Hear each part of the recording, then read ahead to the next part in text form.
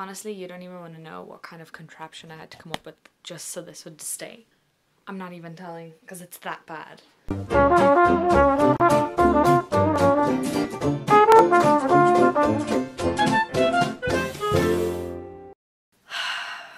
look kind of greasy. Just washed my hair yesterday. I'm a grease master. Say hello to the very loud, grumpy purrer. Say hi. Say hi. She's so done with me. So hi!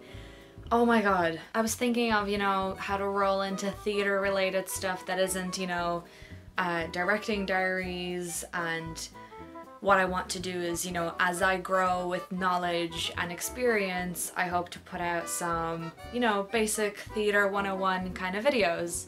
What I'm gonna do is put together maybe this video, maybe a few others, I'm not sure, of theater words that became popular in everyday usage, or theater phrases that we use in our everyday lives now.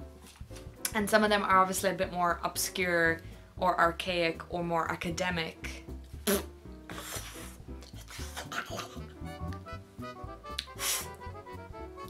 So this is why people don't grow out their hair. So this is 13 theater words that we use in our everyday lives, or 13 theater words or phrases that have made their way into our colloquial speech. So let's begin. So the first word is thespian. It's interesting because it can be used as an adjective or a noun. As an adjective, it means anything theater related, and as a noun, it means actor or performer or actress. Thespian. So it was first used in 1567, and the word thespian comes from the Greek actor and dramatist Thespis. Hence, you know, thespian being the word. So traditionally, he was a dramatist who performed traditionally as part of a chorus, which is how Greek drama was performed, in groups of choruses. And because Greek theater starts from rituals and, you know, kind of city competitions of, you know, singing, dancing, and this tradition of dithyrambs, which were these kind of religious hymns and songs that actors performed in groups. Traditionally, in Greek drama, people would perform in choruses of up to 50 people or more. Well, 50 men or more, because women and children weren't considered citizens and only citizens could be actors. Thanks, ancient Greece.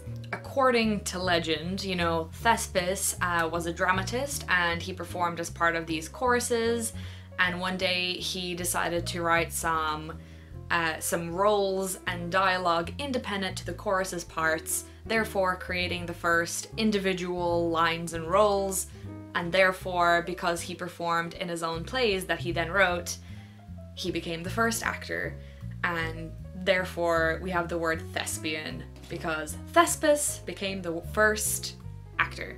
And I guess this word is not exactly, you wouldn't just throw it around in your daily life, I guess, but you know, it is something you'll hear, like thespian ambitions, or, you know, some thespian days or festivals or whatever. So the next word is limelight, which is a more common word. You know, everyone knows the phrases like, she just wants to be in the limelight, or he's looking for the limelight, blah blah blah, limelight, limelight. So originally, limelight was a calcium oxide light invented in 1816 by Thomas Drummond. And initially they were like blocks of calcium oxide that were heated, and it provided a very brilliant and bright light which could be directed and focused onto the stage. So it became very popular as, you know, a light to use in the theater before electricity came along and put all the limelighters out of business. It was a brilliant light and a brilliant invention for the time, but it had to be manually operated constantly and monitored. That was a bit tricky, but that's where it comes from, because to be in the limelight meant to have the centermost and the most desirable spot on stage where you could be seen, which was center stage, which is what the limelight hit the most. The next phrase is the house, or, you know, to have a full house, or, you know, to bring down the house, or, you know, they brought the house to tears, or the phrase on the house. So the house is the auditorium, or, you know, the theater space that is filled with the audience members. You know, it's the common phrase to say, oh, we have a full house, meaning we're sold out and there's no more seats available for the performance. You know, to bring down the house means to, you know, deliver such an emotional, majestic performance that, you know, to produce such an eruption from the audience. And, you know, to bring the house to tears is the same, to, you know, to produce such an emotional performance that everyone cries. So it comes from theatre, yeah, the house. And on the house, of course, is a complimentary offering. You know, it's mostly used now in restaurants and bars where, you know, you have a drink on the house, that kind of thing. But yeah, the house is originally the auditorium in the theatre. So the next word is the green room. The green room supposedly was, you know, a backstage area that was supposedly, there was green material attached, you know, probably to, you know, soundproof the room and, you know, apparently to prevent costumes from being soiled or touching off dirty surfaces. And now it's literally any room that isn't used for the performance that performers or actors or presenters or whoever, you know, it's not only a theater word now, it's the green room, you know, on sets and that kind of thing. It can literally be, and it's never green. They're never green rooms, which is the most disappointing thing to me. They're never actually green. It's just a room in which performers or whoever can rest, eat, sit around, watch TV before, after, or during a performance. The next word is dress rehearsal, which I'm sure everyone kind of knows, again, like Limelight and Green Room. A dress rehearsal is a final run-through of a show, which can be done in front of an audience, no matter how big or small, or just in front of the crew and cast. So a final performance that is run in the manner of a real show, so everyone, you know, pretends that it's the actual show. Everything is done like it would be if it were the real show, you know, if it were the real deal. In costume and makeup, with all the props, all the music, everyone. And it doesn't have to be a theater related term nowadays. Anyway, people have dress rehearsals for weddings or wedding dinners. It can be any kind of practice run of any kind of activity or event. So the next word is backstage, which is very self-explanatory. It is the stage behind the stage in the theater. It's the space, the actual space behind the stage and the wings at the sides in which all the crew and performers that aren't performing wait for their cue, wait to go on. Everyone does their work in secret and in silence. And now, of course, it can be used for anything. People use the term to describe the stage behind, you know, a music festival, all the stuff that goes on backstage. People can kind of use it as a phrase to talk about something secretive that goes on behind the scenes, something that's, you know, unseen and unheard of. You know, it can be used to kind of describe anything. So the next word is orchestra, which comes from Greek theater again, which actually was just the space in which the chorus danced and sung. There were two kind of spaces. There was the orchestra, and then I'm gonna butcher the word, skena or skena, which was the kind of a built-up house that could be put up and taken down quickly, in which the performers, usually the kind of solo performers, would perform and have a space to change their costume and masks. And then the orchestra was the dancing space. In Greek it means the dancing space, which is where the chorus would dance and sing. So the principal roles would perform on the kind of raised smaller section, and the chorus would dance and sing in the orchestra.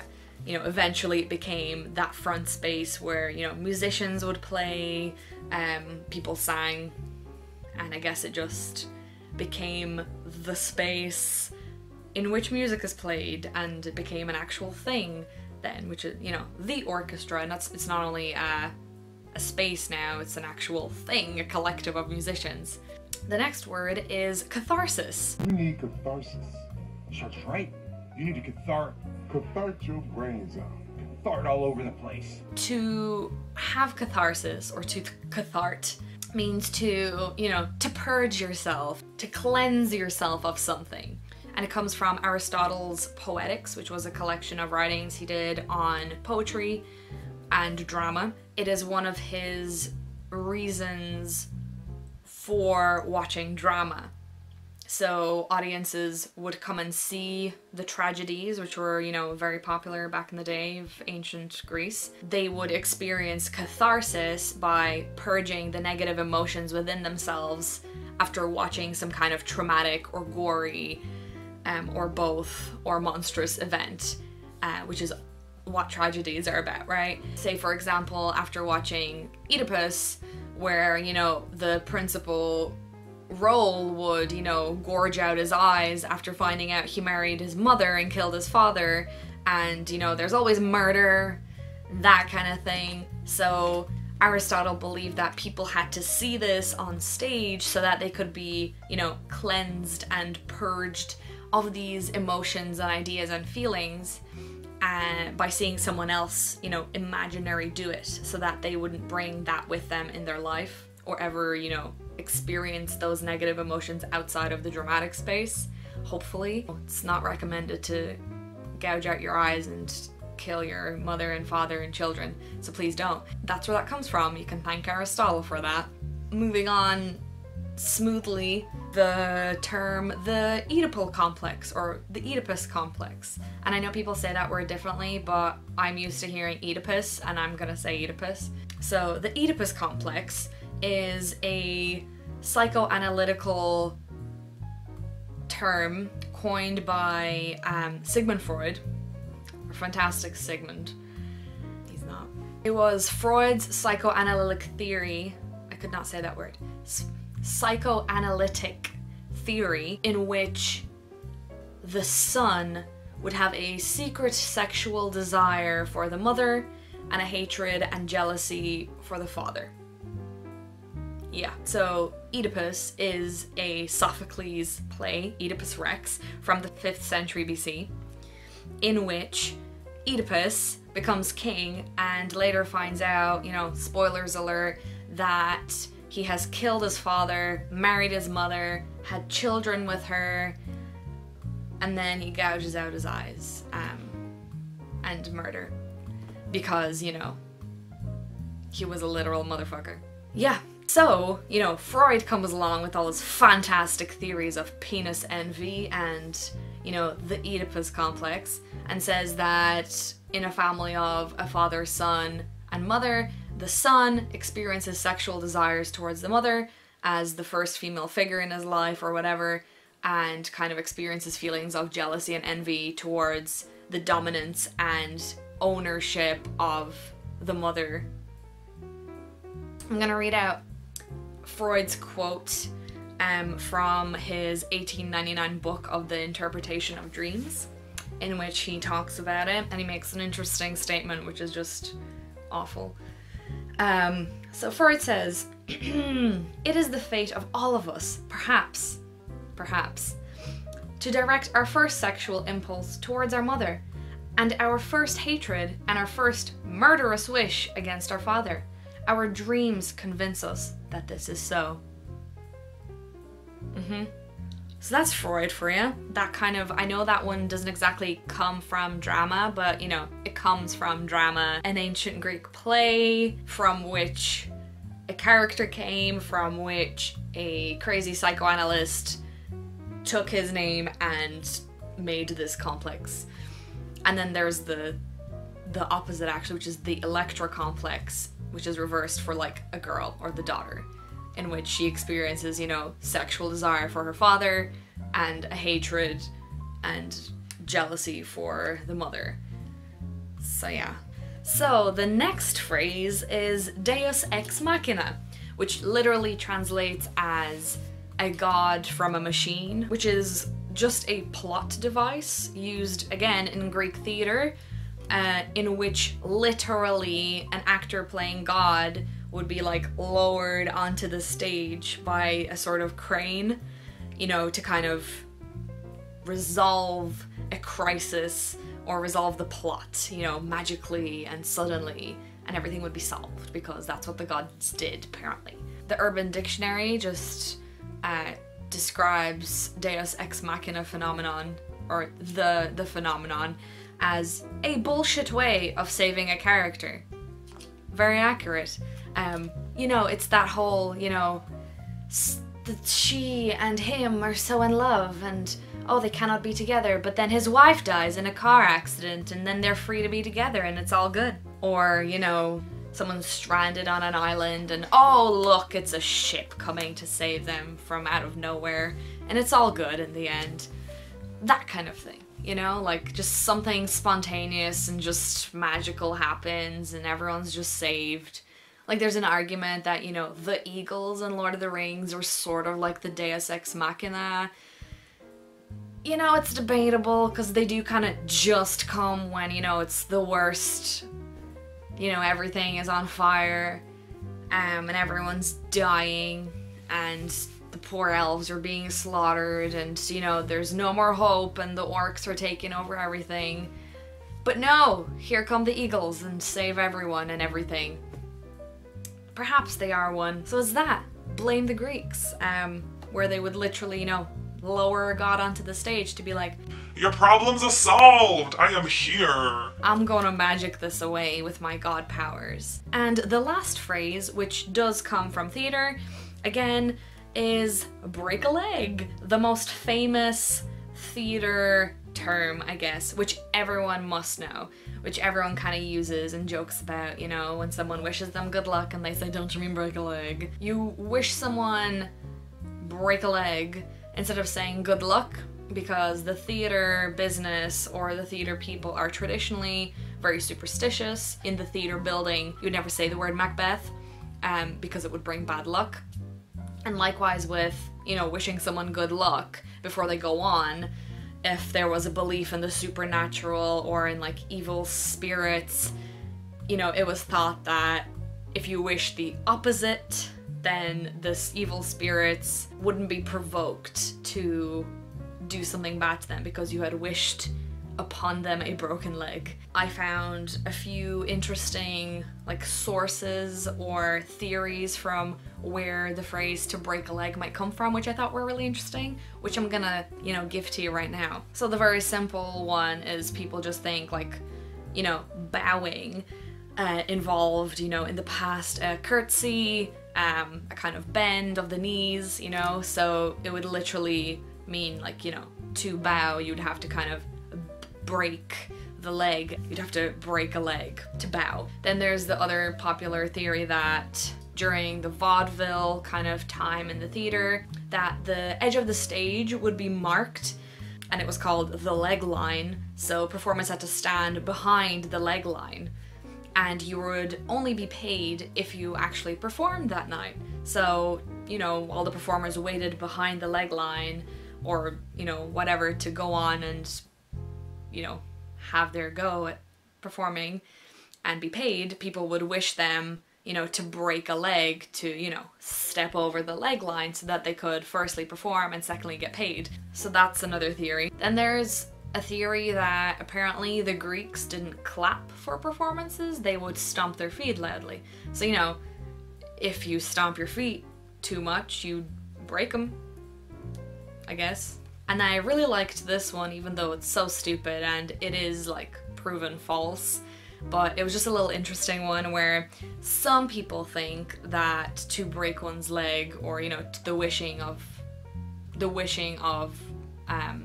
break a leg to performers comes from the 1865 assassination of Abraham Lincoln. John Booth, the assassinator, was an actor turned assassinator, and he wrote in his diary that upon assassinating Abraham Lincoln, he tried to jump onto the stage and he broke his leg, you know, leaping to the stage. But this was 50 years or so before actors would say break a leg to each other in the 1920s. And it was known then that Booth liked to exaggerate and dramatize his diary entries. I mean, I do the same. So it's kind of proven that it's not, you know, legit, but it's just a little interesting thing that he kind of, you know, he's like one of the original hipsters, you know, all like, well, I broke my leg before everyone was wishing everyone else broke their legs, so that's really stupid, but yeah. Also, another interesting thing is that, you know, all those wishes, the kind of break your leg wish in the theater, the Spanish just say like mucha mierda. I'm sorry if that is the worst pronunciation in the world, but they literally just wish you lots of shit. You know, and the French just say merde. Just shit. So I like that. It's nice and simple. Just thought that'd be a little interesting tidbit to throw in there, you know, that the Spanish just wish you a pile of shite. You know, they're just being straightforward that if the performance is a pile of shite, then it's a pile of shite. I may have forgotten one, but my notes are so messy that, and this video is long enough that I think I should just stop talking there. So I hope that was mildly interesting. Thank you for being here. Thank you for watching. I hope it was educational, and perhaps I'll do some more of these once I educate myself even more. There may be more of these and things like this to come along. So thank you again, and see you in the next video.